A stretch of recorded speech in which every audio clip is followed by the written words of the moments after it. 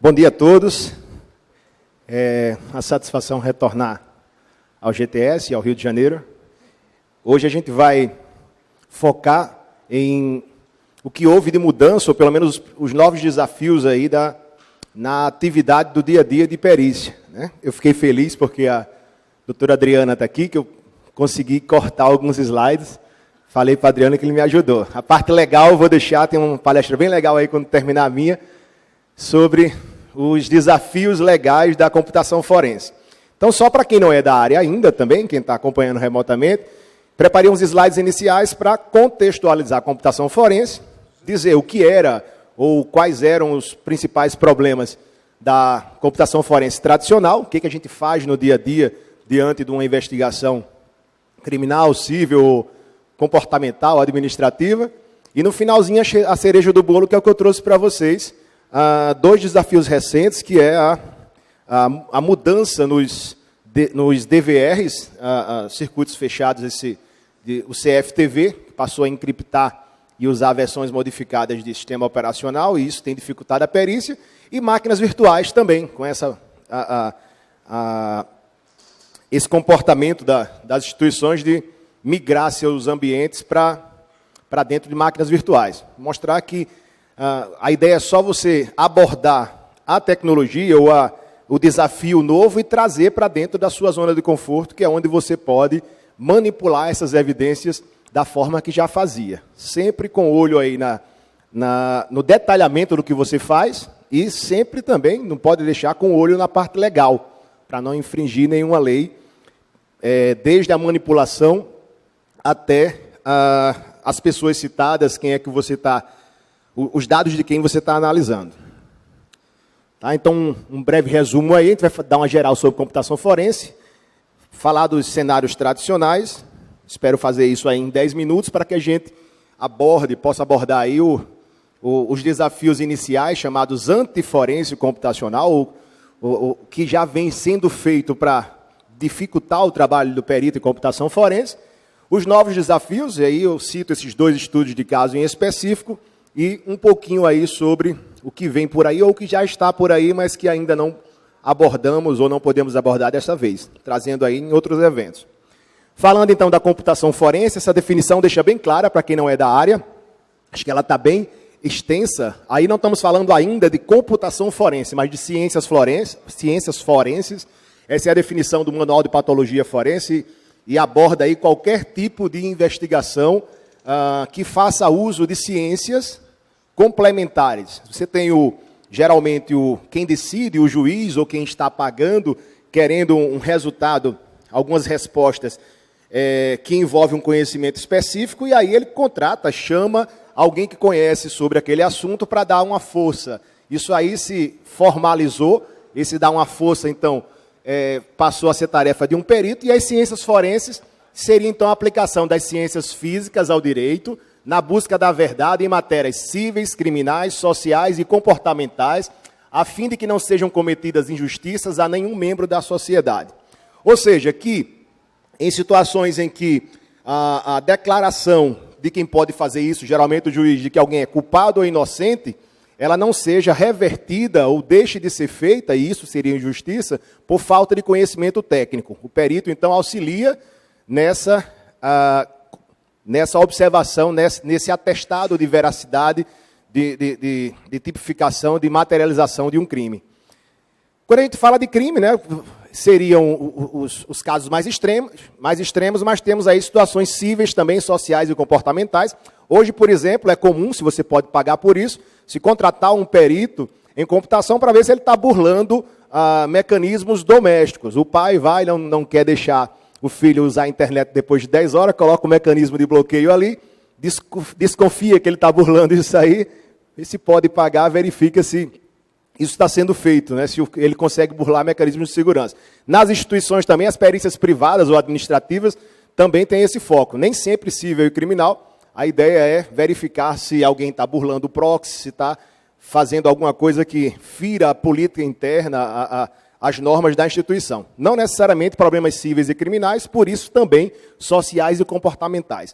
Em resumo, então, ciências forenses têm o objetivo de determinar o valor probatório da cena do crime e as evidências relacionadas, ou seja, materializar, dar através de sua análise, conclusão, dar a quem pode tomar uma decisão o suporte técnico. Passando rapidamente para a computação forense, eu deixei aí esse slide bem grande porque peguei um monte de definição ou de definições aí de livros para que se tenha a ideia da dimensão da área de atuação da computação forense. Conjunto de procedimentos que envolve, o que está em vermelho aí são os pontos mais importantes, a preservação, identificação, extração, interpretação e documentação de evidências computacionais. Aí, utilizando metodologia adequada, obedecendo requisitos legais, zelando pela integridade, relatando com fidelidade as informações extraídas dos dados a partir de opiniões de especialistas em um tribunal e ou processos administrativos com objetividade. Pois bem, então, essas são as partes principais que envolvem, que estão presentes no dia a dia do perito em informática, quem trabalha com computação forense, e cada uma delas tem que ser feita com calma, tranquilidade, com embasamento técnico e legal adequados, porque, infelizmente, hoje a situação caminha para... É muito mais fácil você contestar laudos e relatórios de peritos do que ter todo o cuidado de fazer um laudo 100% perfeito aí. Então, qualquer deslize de quem faz perícia hoje é muito mais fácil de ser contestado. Por isso, deve-se ter um cuidado todo especial em cada uma dessas fases aí. Aqui é uma questão só de nome, já que existem os mais diversos nomes aí, podem usar qualquer um desses, é tudo a mesma coisa. Computação forense, perícia forense computacional, perícia forense, forense informática, forense digital, perícia digital. Bom, só não use perícia virtual nem crime virtual, isso não existe.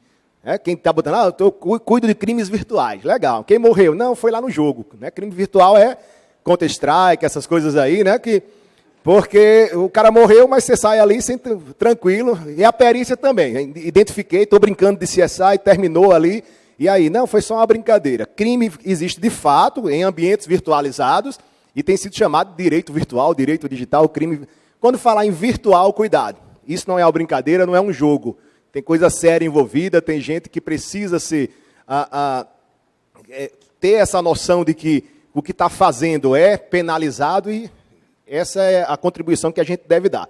Quem está na área ou quer entrar na área, muito bem-vindo, mas tem que ser muito sério e detalhista para que a prática em ambiente virtual, de fato, seja materializada de forma real. Esse é o desafio principal. Até rimou, tá vendo? Então, em resumo, o que se faz em computação forense? Recuperar, analisar, preservar computadores e materiais relacionados de tal forma que possam ser apresentados como provas em um tribunal de justiça. Ora, algumas atividades que o perito de computação forense faz não precisa chegar a tanto, ir a tribunal de justiça. Mas para não perder a prática, fazer a coisa correta, tanto em termos de metodologia como de ferramentas, é importante e relevante que, sim, sempre se tenha um cuidado todo especial nessa materialização. Eu digo porque em algumas situações não é nem necessário, tão necessário você ver com tanta...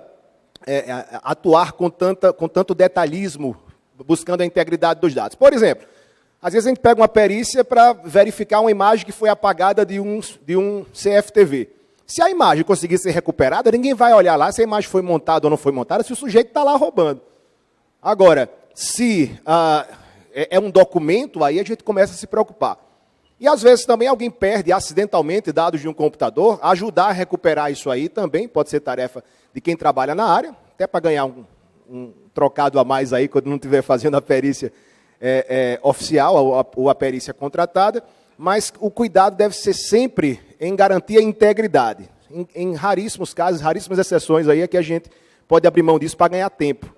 Identificar as evidências rapidamente, estimar o impacto potencial da atividade maliciosa na vítima e avaliar a intenção e a identidade do agressor. Ou coletar evidências que ajudem nesse objetivo. O que está em vermelho aí é só para reforçar uma coisa importante, é o limite da tarefa de quem trabalha com computação forense.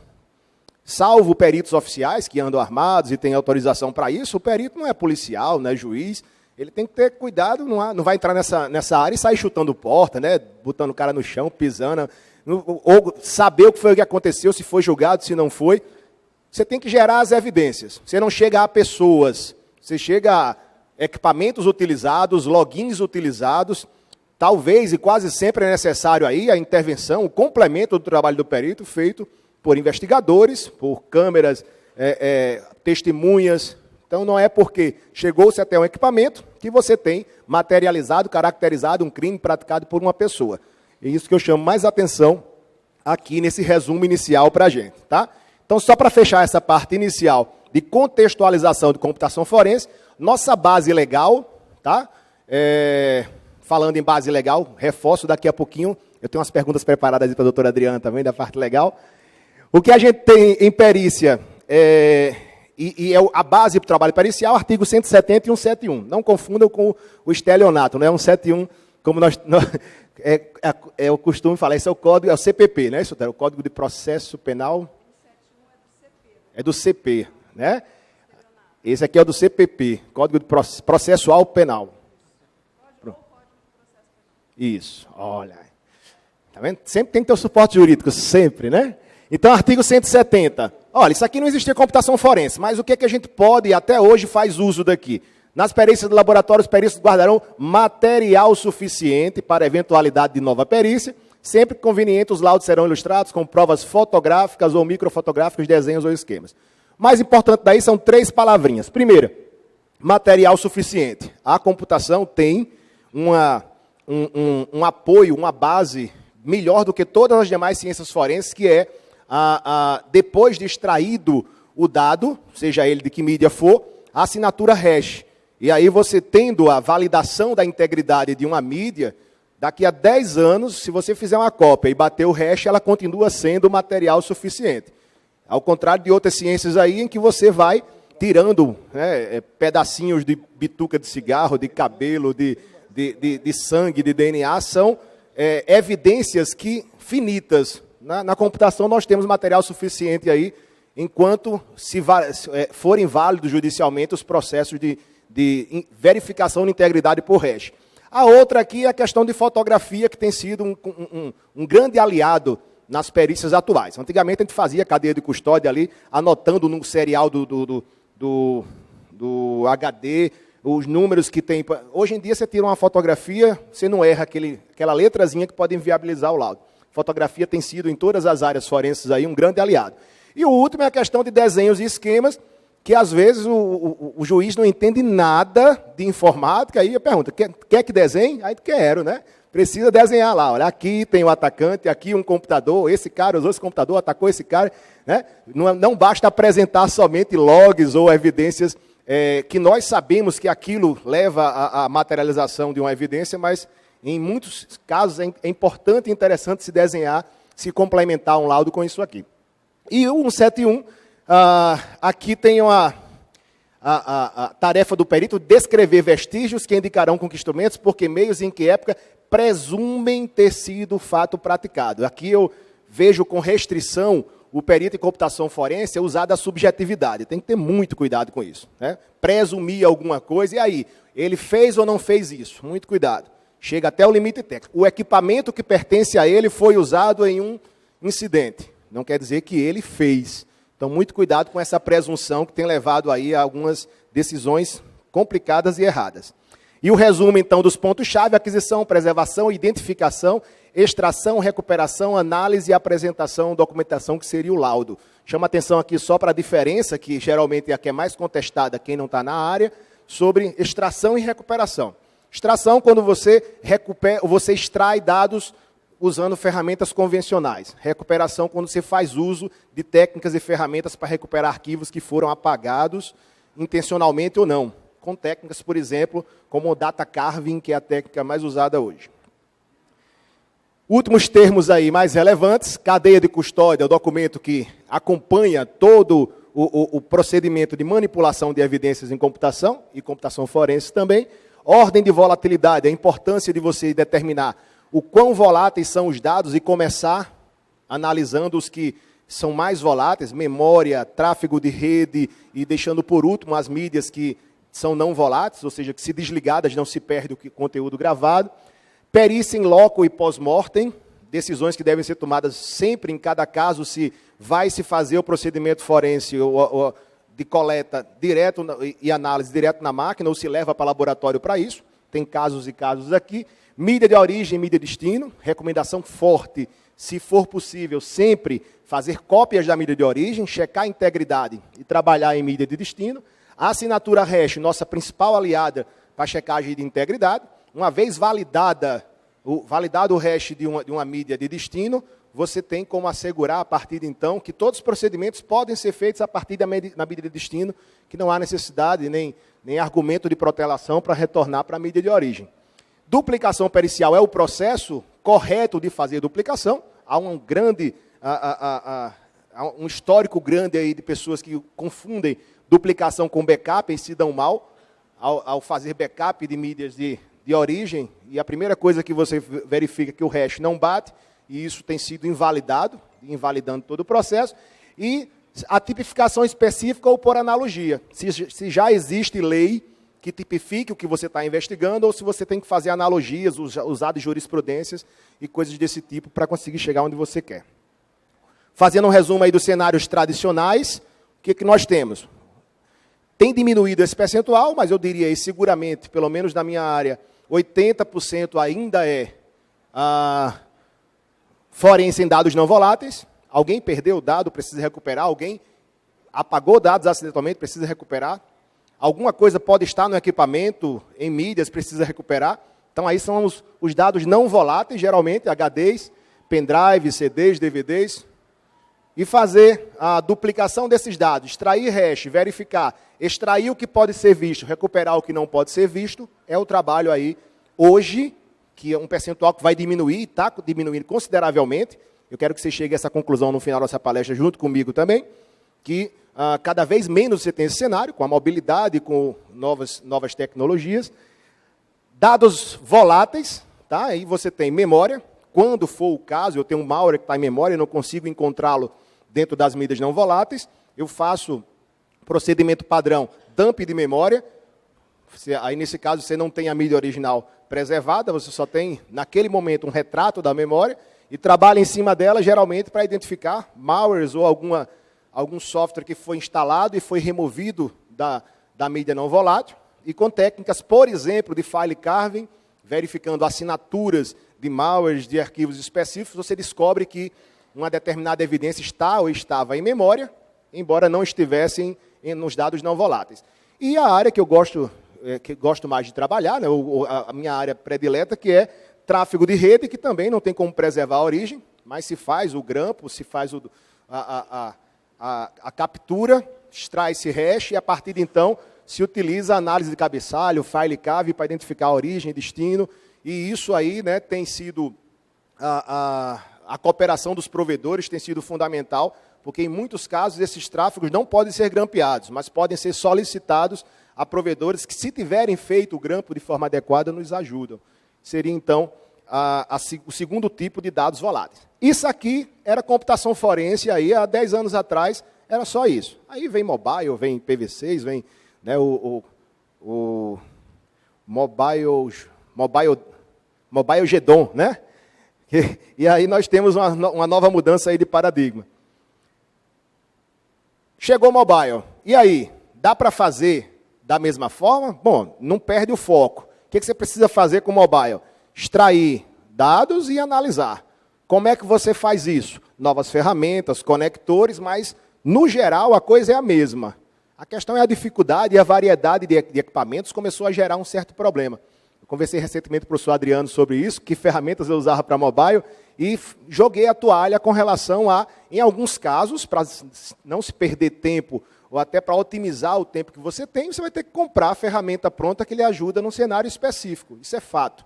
Embora o evento não seja para fazer propaganda de ninguém, nem eu tenho essa intenção, vou falar sobre algumas ferramentas aqui que já existem no mercado que facilitam a nossa vida. Mas e aí, dá para fazer em laboratório? Dá. Sempre digo, o que você faz com ferramenta paga, você faz na unha também. Agora, você quer passar 3 semanas para mostrar que é um invocadão, ou fazer sua pesquisa, fazer seu TCC? Legal. No dia a dia, no trabalho, com 200 equipamentos lá para periciar, se tiver uma ferramenta adequada, é bem mais interessante trabalhar com ela. Portanto, adquirir cabos, conhecimento sobre restrições de acesso, equipamentos precisa rotear, se não precisa, fazer jailbreak, técnicas de bloqueio e desbloqueio, como é que se duplica. Teve uma época que houve uma dificuldade em equipamentos Android que usavam um tipo de sistema de arquivo chamado NAND, IAFS, o IAFS 2, que não se montava automaticamente nas ferramentas e tivemos que usar gambiarras para conseguir montar sistemas IAFS. Tudo isso é pesquisa contínua que tem que ser feita para se lidar com isso aqui. E aí fazer hash, extrair, recuperar é a mesma coisa. Informações. Onde é que está localizado o SMS, onde é que está localizado a agenda, tudo isso varia de sistema para sistema, equipamento para equipamento, e pode ser feito, sim, utilizando ferramentas gratuitas ou ferramentas desenvolvidas na mão, mas só que existem limites para isso aí. Variam de acordo com o aparelho. Onde estão os dados mais importantes e relevantes ali? Aí você vê o equipamento, tem que estudar o equipamento para ver qual a ferramenta. Então, eu espero que entendam onde eu estou querendo chegar, que é, em situações que você pode pagar por uma ferramenta complementar, enfim, cabe a você. Você tem realmente tempo para fazer dessa forma ou é o jeito? Pergunta ao perito, quando existe perícia oficial, por exemplo, que está lá com um armário de máquinas para periciar, algumas envolvendo crimes graves, pessoas que estão presas preventivamente, aguardando o laudo, se o cara vai ficar pesquisando o script na internet para resolver. Ele vai pedir para se comprar uma ferramenta que resolva isso. E a questão, então, é essa. Você pergunta, e aí, né, quer pagar quanto? Quer pagar quanto? Depende.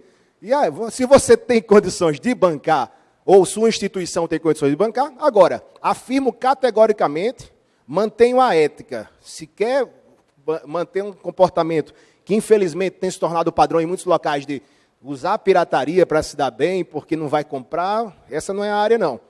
Perito com software pirata, minha gente. Eu escutei relatos, fiquei embasbacado de perito fazendo uma investigação de pirataria com software pirata.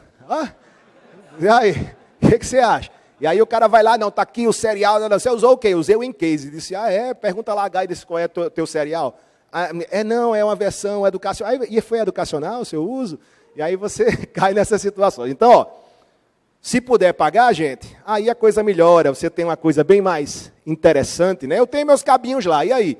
Fiz uma perícia recente de fazer a duplicação de um HD de 1 tera e outro de 2 tera. 34 horas para fazer a duplicação. Se você tem um duplicador pericial com hardware dedicado, você pode reduzir aí 6, 8 vezes o tempo de duplicação. E aí? É uma questão de decisão. Enfim.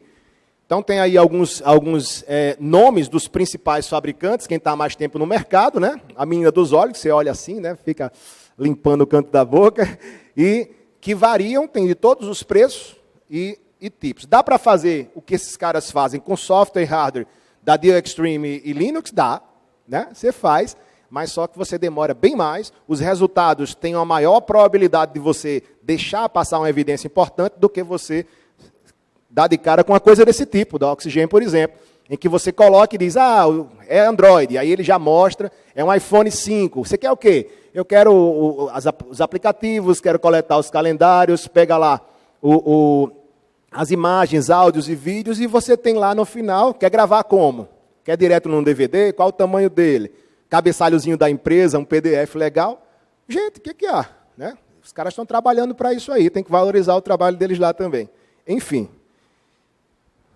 Esse é um outro fabricante, o Mobile Edit, então você vê o equipamento. Coisa do tipo que, vou periciar um Samsung Galaxy 6.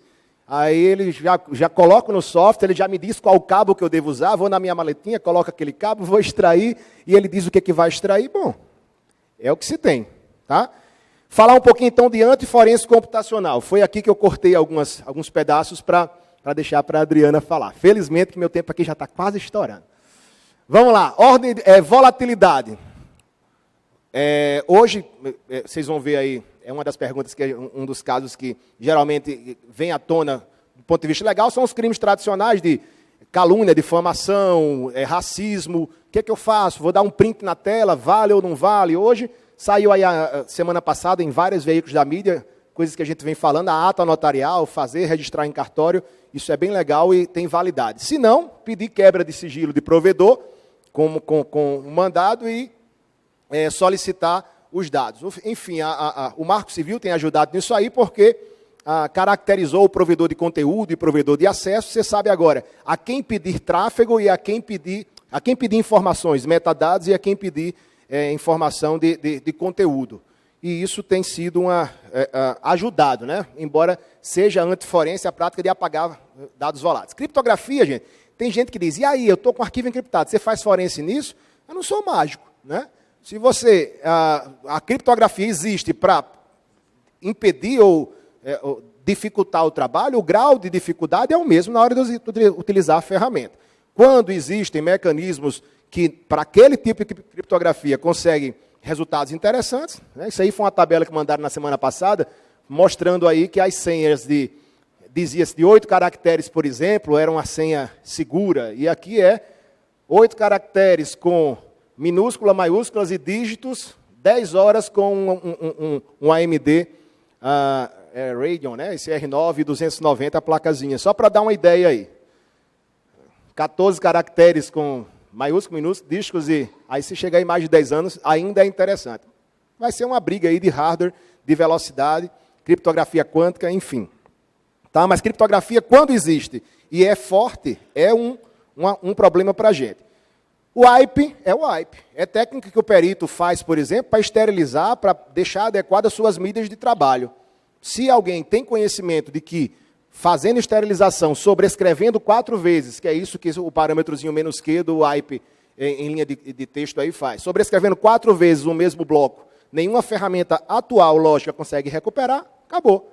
Se ele faz isso no disco, felizmente, muita gente, eu vou falar baixo para os caras não escutarem, né? Muita gente ainda acha que formatando o disco, acabou. Aí isso ajuda o perito, isso é legal. Mas se o cara começa a pegar um wipezão lá, clica aqui, você quer pegar uma partição inteira ou só um diretório? Aí, dificulta não, né? Impede a perícia nesse caso, vai ter que usar outros métodos. E aí, aqui é o wipe com 4 tentativas, isso aqui é para os paranoicos, né? Manda sobrescrever 1000 vezes aí, passa 3 meses, aí consegue um HD de 100 megas, você passa 2 meses aí. O wipe-RF para você fazer uma esterilização num diretório específico. Isso aí foi a gracinha que começaram a fazer o mês passado para cá, né? Bem interessante, e aí? Chegou a polícia, o cara vai e tira o USB. O que ele faz? No mínimo, a versão mais amigável, ele desliga a máquina, e em desligando, o que estava na memória se perde ou é mais difícil de se achar. Mas aí você pode configurar o arquivo de configuração dele lá em Python e dizer que, faz o seguinte, quando eu puxar, eu fico enrolando os caras lá e você vai, né, dar um wipe lá na minha partição e depois dá o boot e por aí vai. E aí os russos lá acharam um pouco e fizeram a versão 2 do SBQ, que ele frita mesmo o equipamento. Bota capacitores dentro do USB e o cara, polícia, o cara só faz espetar isso, está carregado o bicho, ele dá no mínimo queima a porta USB, mas os caras querem queimar, fritar mesmo o hardware, e aí não funciona mais. Antiforense. O que a gente pode fazer? Não, estou só mostrando o que aparece no dia a dia, que não é um mar de rosa, não. Vamos lá, começar a palestra agora, novos desafios. Beleza? Aqui uma visão geral de como é que está a computação forense, para quem não conhece a área. Bem-vindo, é bem legal. A gente às vezes dorme também, mas tem muita coisa para fazer. Desafio recente que a gente pegou foi CFTV. Como é que era o CFTV no início? Placazinha Geovision, ou uma Pico, qual era o nome da outra?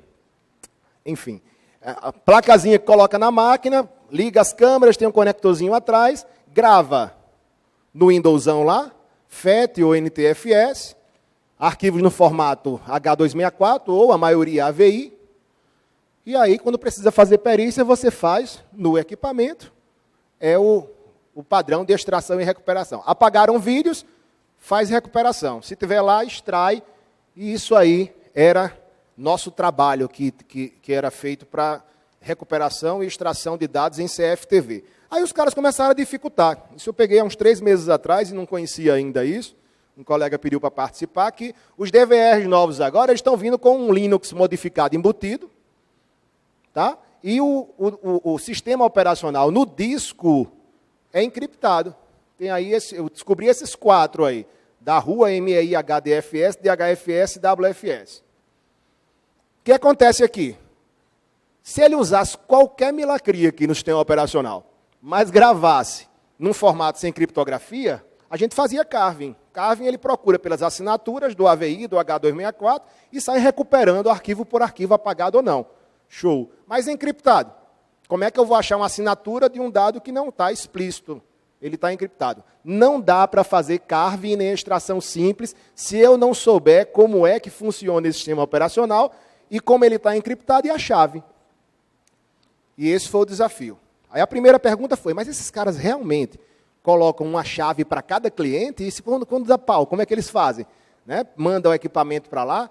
E fui procurar com os fabricantes como é que eles faziam. Me coloquei como cliente, pedindo suporte para recuperar dados que teriam sido eventualmente apagados ou necessidade de extração.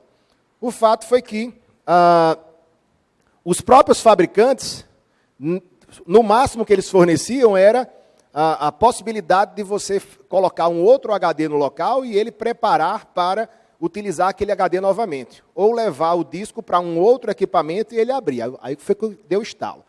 Se um disco que está no equipamento, encriptado, você leva para outro equipamento e ele abre, estão usando chave única criptográfica aí. E aí foi quando, se isso for e é verdade, a ideia é só descobrir quais são as chaves mestras de cada uma dos métodos de criptografia desses caras, utilizar script, framework, ferramenta que seja, manipular e recuperar.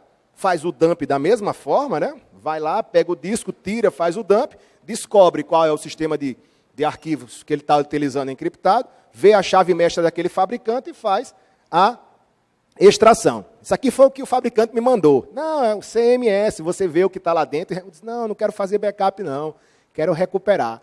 Isso aqui, não, você conecta e ele extrai os vídeos. Não é isso aqui, não.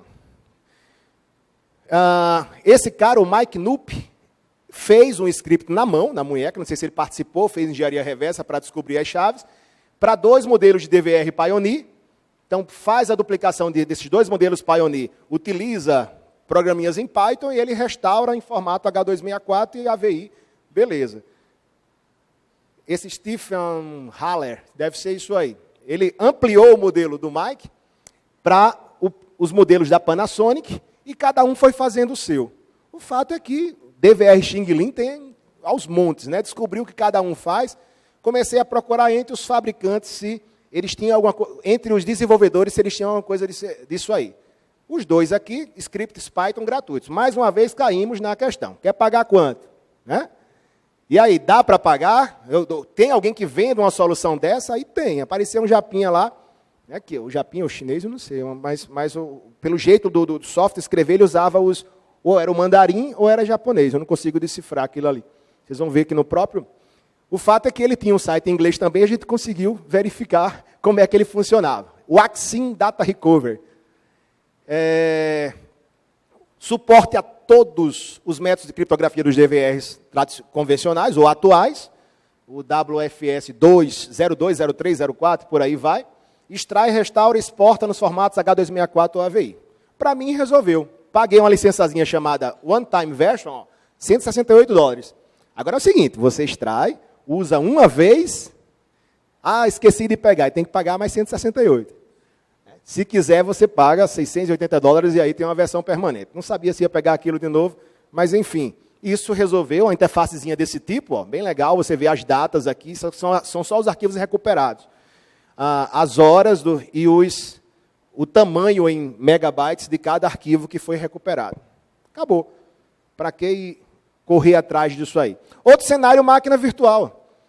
Quando o colega pegou isso aí, chamou para participar, disse, cara, é um SXI VMware. Eu disse, calma, lá dentro tem uma máquina, não tem? Tem. A gente precisa chegar nessa máquina. Ele só se deu mal porque ele cobrou a perícia pela máquina, e tinha 11 máquinas virtuais dentro. Aí teve esse probleminha. Né? Foi 2 meses e meio lá de trabalho. Mas, enfim, o fato é, não acessa diretamente a mídia original. Essa é a nossa premissa forense.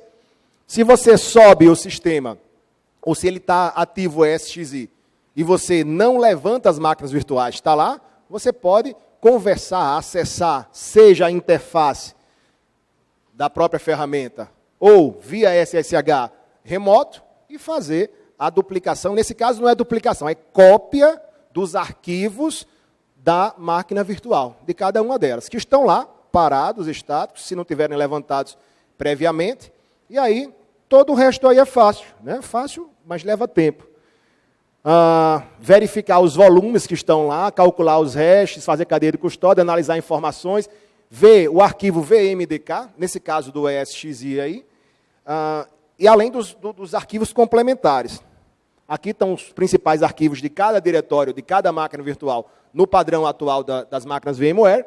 VMX, você tem os dados de configuração, VMXF, a configuração complementar. Esse arquivo aqui você manipula da mesma forma que manipula um disco, a imagem de um disco. Não precisa subir a máquina virtual, mas se quiser, você tira uma cópia e sobe a máquina virtual, mas você pode manipular diretamente, é suficiente. VMSD, informações de metadados, a BIOS usada na máquina virtual, você tem informações interessantes aí sobre a configuração da máquina, e os logs das atividades do que foi feito na máquina, você acompanha o histórico do servidor fora dele. Isso é legal. Tá? Então, só dando um exemplo aí, ó, aqui está um servidor da máquina virtual, os arquivos que a gente citou agora, os tamanhos deles, ó, aqui é uma máquina virtual de 50 GB. Quando você usa um FDisk, por exemplo, com "-L para verificar inteiramente, é como se fosse um HD. Você tem as informações 53 GB. Ó. Nesse caso aqui, uma máquina Linux, usou a interface lógica, botou o swap aqui, eu preciso chegar nessa partição VMDK1 aqui e fazer extração e recuperação como se estivesse fazendo numa mídia convencional. Aqui é o outro, ali era uma máquina Linux, aqui uma máquina Windows, está aí 3 partições NTFS e é a mesma coisa. E aí, quer pagar quanto? A mesma coisa, né?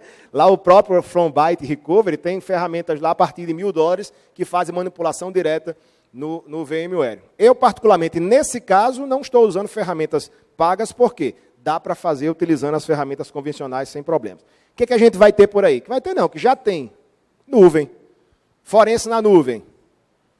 Bom, aí passa por repensar como é que as redes estão funcionando. Eu acredito piamente que nos próximos 5 anos nós vamos ter, na realidade, equipamentos sem armazenamento local. Vamos ter nossas nuvens privadas em algum canto, nuvens públicas em outros, nuvens corporativas em outros, e mandar um arquivo para o chefe, transferir um arquivo de sua nuvem privada para uma nuvem corporativa, e a forense vai ter que ser feita lá. Como você vai chegar até lá, como é que vai fazer isso aí? Vamos esperar estabilizar a situação. Por enquanto, só testes. Mas os caras estão se preparando para isso aí também. Né? Você já tem versões aí das principais fabricantes se preparando para a nuvem, as principais nuvens, Google Drive, Dropbox, por exemplo, e depois para outras nuvens que possam aparecer. As nuvens da Apple, nuvens Microsoft ou outras nuvens que sejam. O fato é que esse é o nosso novo desafio, porque a rede está trazendo esse novo desafio. Ok. Aí estão os contatos, 2 minutos e 33, viu, Adriano? Deixa o tempinho aí para perguntas. Observações, pessoal, comentários. Tem bastante detalhe aí da apresentação do Ricardo, ele tem bastante experiência nesse tópico mesmo. Alguém gostaria de fazer um comentário, uma pergunta? Não?